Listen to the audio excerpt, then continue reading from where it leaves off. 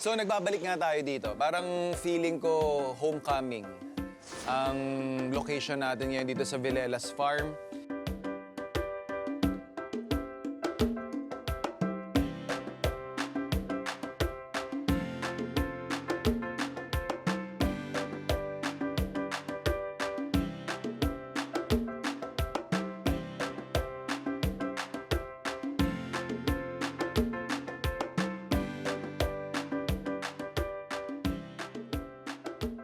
Pero ito yung isa sa mga wala noon, yung kanilang pugon.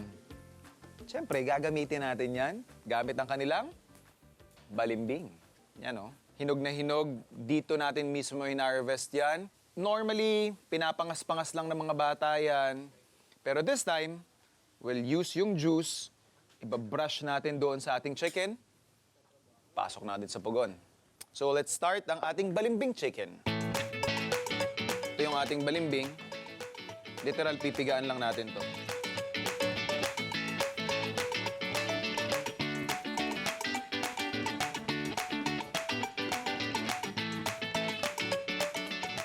Lalagyan ko lang din ng honey.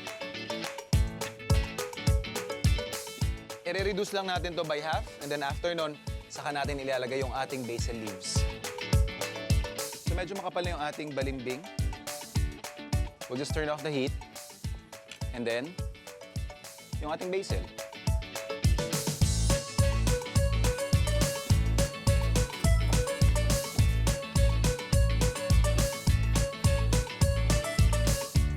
We work on our chicken. Season lang natin ng salt.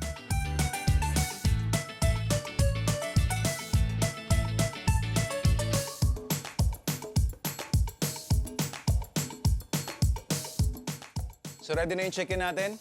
Pasok na natin dun sa ating pugon.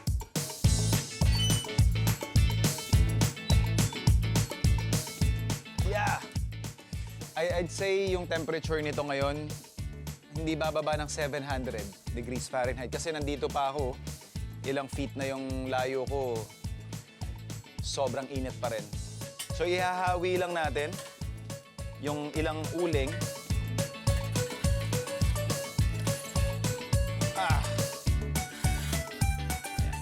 So, chicken, in.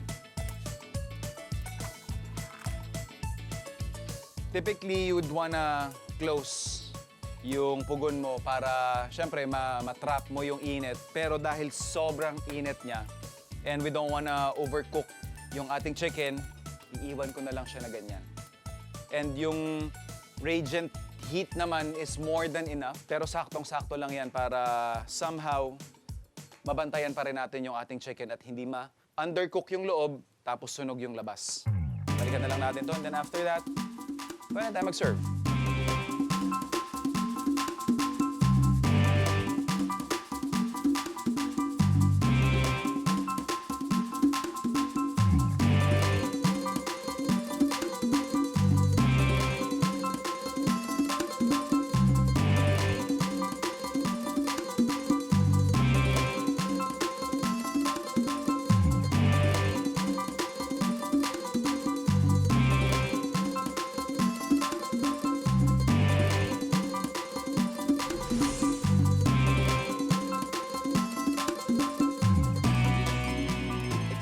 Sir.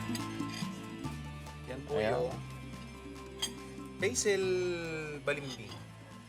Balutin sa Litos. Yan.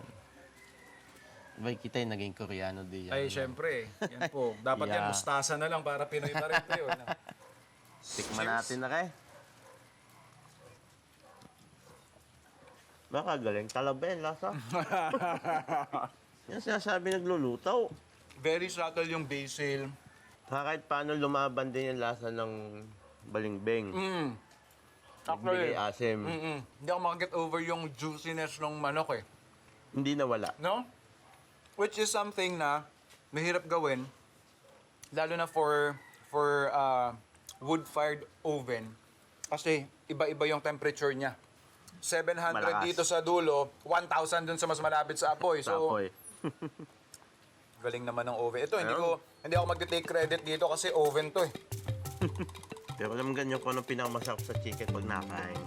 Yung hawak mo din eh. Kagyan mo, sabay subo. Gang. Paka-juicy eh. Kayo mga tol. Gabay at patnubay ng dakilang Panginoon.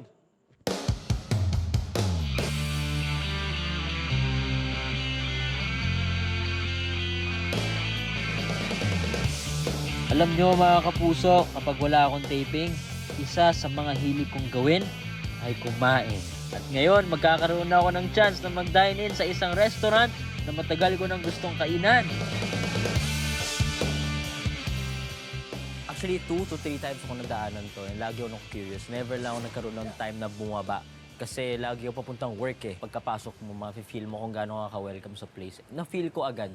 Kasi baka kasi it feels like home. Kasi sa bahay, marami rin kasi mga plants. Itong garlic steak bites. Ayun o, umuusok-usok pa siya eh. Buksan na natin. Boom!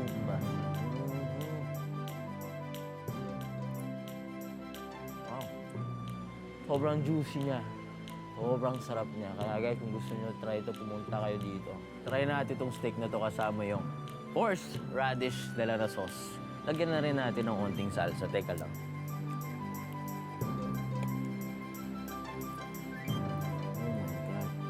Napaka-unique ng sauce dito kasi meron siyang onting pait na balance sa onting sweetness niya. Wow! Food connoisseur! Oh my God, galing! Dito naman tayo sa sous vide garlic infused lechon baka. Wow! Sobrang sosyal ng pangalan na ito. Naalala ko si Miguel, nagdala rin siya ng mga something like this na ginawa rin ng nanay niya, si Tita Grace. So, napakasarap niya po magluto. And sana makasama ko rin sa isang food show. Napakalambot niya nga. Tingnan niyo, guys. Nahihirapan ako pumili kung ano mas masarap. If hindi halata, most ng dishes nila dito may garlic. Kaya nga garlic kitchen eh. So, kung mahilig kayo sa mga garlic like me, pumunta kayo dito. Sarap na. Sarap.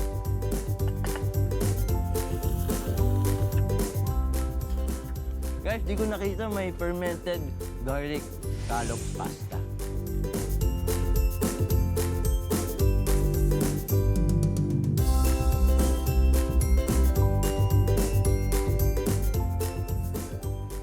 Wala akong masabi. Speechless. Hindi ko alam ang masasabi ko. Masasabi ko lang, napakasarap ng pasta nila. As in, took my breath away. Okay na to. Try na natin itong GK Garlic Kitchen Signature Ice Cream. Ooh, you know, first time ko makatry ng ice cream na may garlic and sobrang unique siya. And ayun, this fits me so well kasi napaka-adventurous ng idea, ice cream with garlic. Feel ko, nag-explode lahat ng lasa sa bibig ko. Hindi ko na maintindihan. Meron nga siyang pagka-garlic, honestly. First time ko makatry ng ice cream actually na may onting garlic. And medyo spicy nga siya. Masasama to sa top 7 of my all-time ice cream favorite list. Try natin tong cookie na to sa ice cream na to.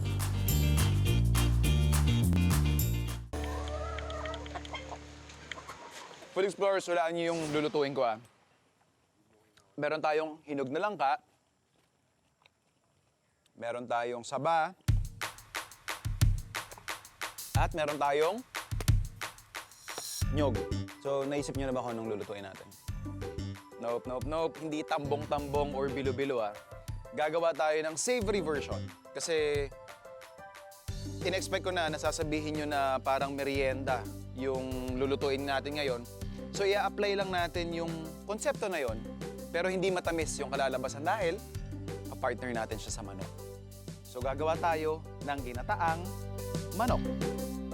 Siyempre, by this time, I'm sure alam nyo na yung una natin gagawin. Pag may meat akong ingredient, I always make sure na ito muna yung ginigisa ko or pinagmamantika ko. So, ito yung ating chicken.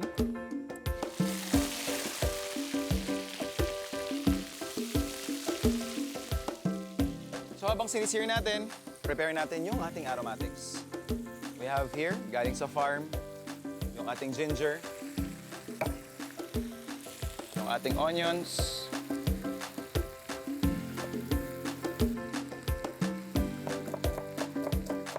And then after ng ating sibuyas, sunod natin yung ating garlic.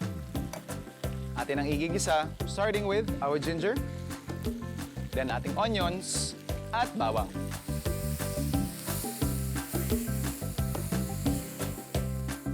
Season lang natin siya ng fish sauce at pepper. And then, ilagay na natin yung ating coconut cream. At habang unti-unting binabalot ng ating gata, yung ating karne na natimplahan ng patis, prepare na natin yung ating saba.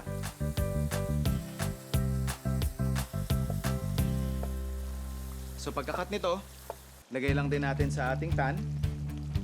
Lagay natin yung ating langka.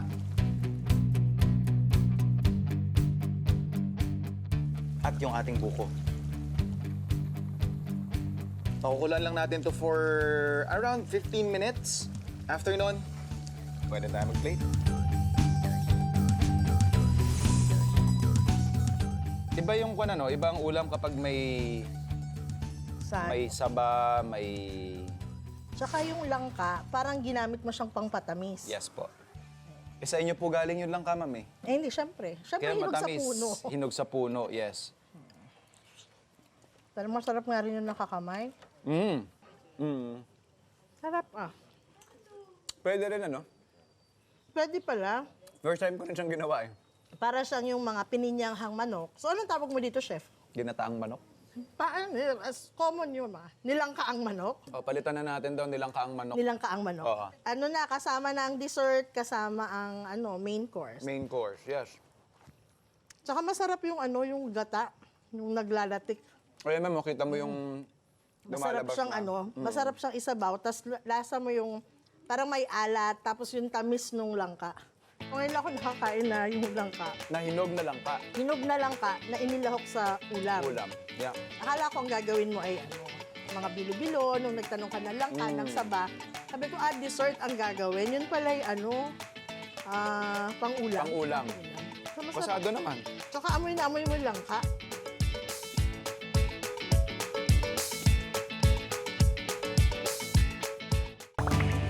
Ang mga nakakatakam na dishes on screen, masarap na lang ba sa unang tingin? Yan ang challenge namin sa ating mga Kapuso stars as they recreate online recipes for your page in social media and for your plate. Minsan pinapanood ko lang si sir ko. Kunwari, kapag papaluto ako sa kanya, paluto naman ako pasa, tulungan kita. Tapos yung tulong na yun, naupo lang ako sa baba. Di na ako tutulong kasi syempre I'm too hungry. Too hungry to help. Madalas, ang mga naghahanap ng recipes online ay yung mga nag-aaral palang pagluto.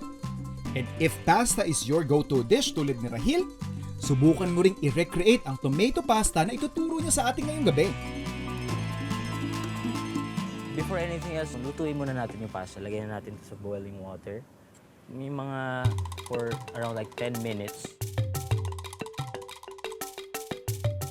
Okay, let's put the oil first.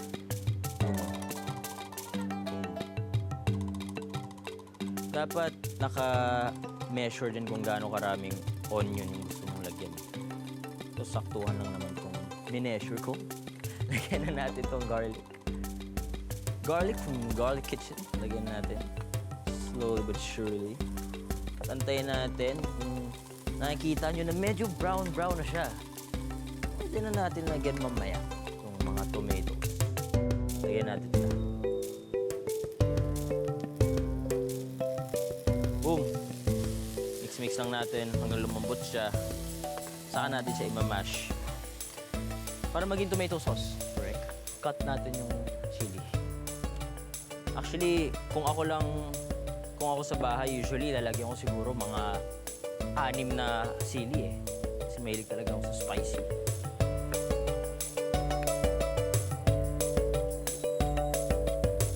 Mix muna natin. Tapos pwede na natin lagyan yung pasta water. Boom. One more. Yan. Tapos mix natin siya, guys. Let's mix this a bit, then lagyan na natin yung basil. Saktuhan lang yung basil na lagyan natin. Let's not put all, let's not be too greedy. So, feel ko okay na to. Sakto na to. Okay na to. Perfect na to. Mix them well. pwede na natin lagyan itong pasta.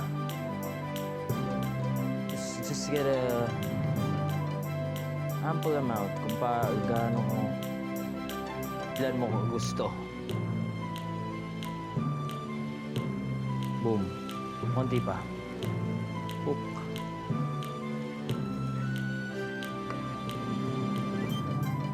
Siguro 1, 2, 3.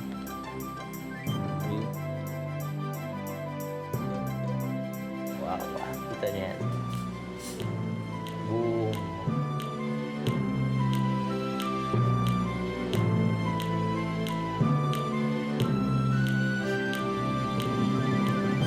Ito guys, lagyan natin ng Parmesan. Since diet tayo, onting cheese lang kasi mataas to in fat.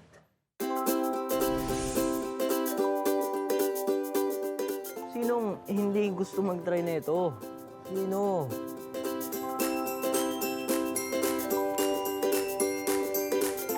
Sarap. Ang sarap ng luto ko. Grabe. Sobrang magpapasalamat ako. Nandito ako ngayon na marunong ako magluto ng pasta. I-share ko sa family ko kung ano yung natutunan ko dito. We started Field to Cup Cafe noong December 2024. So the concept started with the idea ng yung mga fresh produce na nakukuha namin sa farm, parang nasasayang naman yung iba kasi parang either nagiging food waste lang siya or nabebenta namin siya na as it is, plain, walang added value. Why not itry natin na i-introduce to a larger audience yung mga ginagawa natin sa bahay? Kasi remember, may makuha kaming, let's say, passion fruit, tapos may sugarcane juice. So, minimix namin. So, parang, ay, masarap pala to. Na-conceptualize po ang menu ng Field to Cup Cafe sa pagbuo po ng mga recipes using the local produce ng Vilelas Farm. Sir, balita ko the best yung mga drinks nyo dito eh. Ano ba yung mga marerecommend mo? Meron po tayo sir na campfire s'mores. Bali meron po siyang marshmallow na dinorge po natin para may konting arte. Tapos, Okay. Tapos meron din tayo sir na sugarcane coffee latte na yung ice cube sir ay gawa po sa sugarcane. Okay. And then meron din po tayong sugarcane key life, dayap. Dayap. Apo, yes. Freshly juice po. Ginamit po namin yung mga sugarcane stalks na sometimes nabubulok na lang din, and we make it sustainable using it as a stirrer and para mabalik yung culture ng food na noon ay pinapang-os ito. Sugarcane coffee latte. I'm sure hindi ko pa nakikita sa buong buhay ko. Ang garnish ninyo ay tubo. Sugarcanes. No? So pwede ko tong... Ito, ganito kagaling nature ah. Yung level of sweetness niya is so perfect.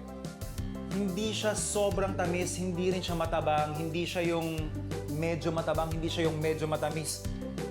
Perfect. This is how you do it. So I'm assuming that the purpose of this drink is for you to be transported back doon sa Boy Scout, Girl Scout days mo. Nakapalibot kayo sa campfire. Ito yata yung experience na gusto nilang iparana sa'yo ulit. Yung flavor ng chocolate pero mas nutty. Yun yung na-experience ko sa kanya. And you know how much I am not a fan of sweet beverages. This one right here hits a sweet spot. Solid to ah. Full disclosure, unli to sa Vilelas Farm. So ito yung unli nila na sugar cane na may dayap. So, hindi mo na kailangan explain. Alam ko na kung gaano kasarap to.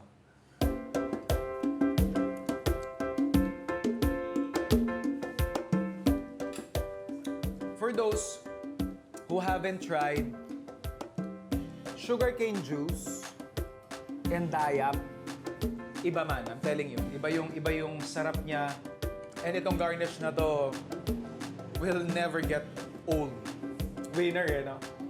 Then last naman po sir na drink ko ay original naman po dito na Chococino. Chococino. Chococino. So, coffee rin po ito. Hindi sir. Chocolate sauce po siya with fresh milk na meron po siyang froth na milk sa taas para meron po siyang cappuccino na na vibe. Yes. Okay. Ang napapansin ko doon sa trend ng field to cup is yung consistency nila on hitting the right sweet spot. Literally. Hindi siya nakakaumay na matamis, hindi siya matabang. Just perfect.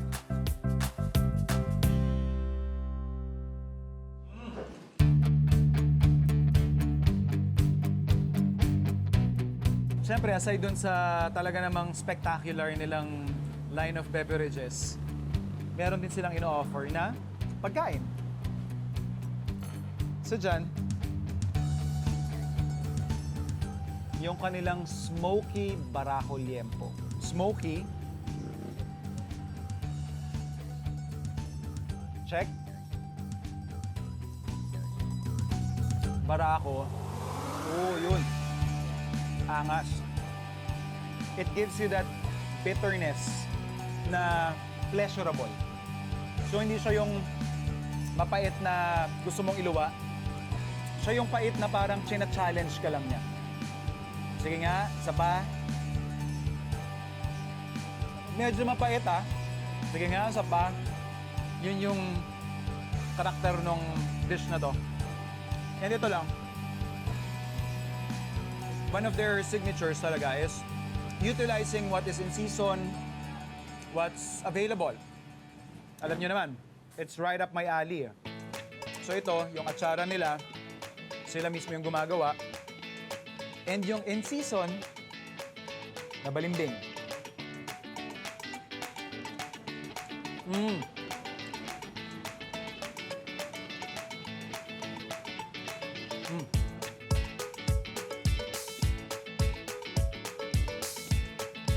Sarap.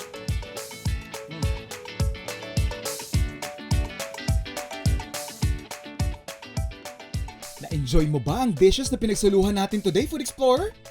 Kayang-kaya mo rin gawin yan sa bahay. Here's a quick recap. For our balimbing glazed chicken, magpiga lang ng balimbing juice at haluan ito ng honey. Pakuluin sa pan hanggang mag-reduce. Turn off the heat and add some basil. Season the chicken with salt, saka ito buhusan ng ating balimbing marinade. Isalang ang chicken sa oven, continue basting hanggang maluto ito.